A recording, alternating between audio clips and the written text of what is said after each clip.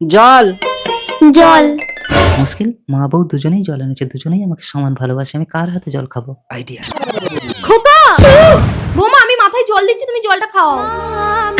মা, তোমার জল মাথায় না দিলে আর তারার জল না খেলে আমি বাঁচতাম না। তোমরা সাবধানে থেকো, আমি আসি। দুর্গা দুর্গা। কিছুদিন পর। বৌদি বৌদি, দাদা যে কারখানায় কাজ করতো সেই কারখানায় আগুন লেগে সবাই পুরো ছাই হয়ে গেছে, কারোর বাড়ি খুঁজে পাওয়া যাচ্ছে না। এ কথা মাকে জানালে হবে না, তাহলে মায়ের সুগার হাই হয়ে মা মারা যাবে। আমাকেই শক্ত হতে হবে। কাকিমা, দাদা যে কারখানায় কাজ করতো সেই কারখানায় আগুন লেগে সবাই পুরো ছাই হয়ে গেছে। না, এই কথা বৌমাকে জানালে বৌমা দুধের শিশু রেখে হার্ট ফেল করে মারা যাবে। আমাকেই শক্ত হতে হবে। বৌমা। হ্যাঁ মা। কি হলো বৌমা, তুমি সিঁদুর পরনি কেন? হ্যাঁ মা, সিঁদুর পরছি। 5 বছর পর। মাম্মা, পাপা কবে আসবে? তিতলি, শুধু বাবা বাবা না।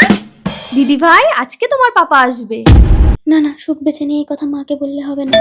কাকিমা, আপনার বৌমার জন্য একটা ভালো সম্বন্ধ এনেছি। মা, আপনি ভেতরে যান, ওনাদের সাথে আমি কথা বলছি। তুমি বিয়েটা করে নাও বৌমা। মা, আপনি সব জানেন। যৌবনকালে স্বামী হারানোর কষ্টটা বুঝি আমি বৌমা। মা, আপনার ছেলের জায়গা আমি কাউকে দিতে পারবো না। না না, আমি পাপা নেব। এসো, আমি তোমার পাপা।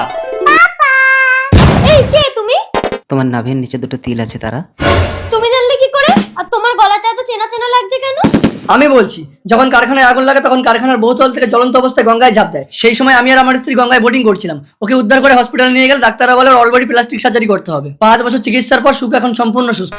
তার মানে তুমি আমার সুখ। আর তুমি আমার তারা। সুখ তারা।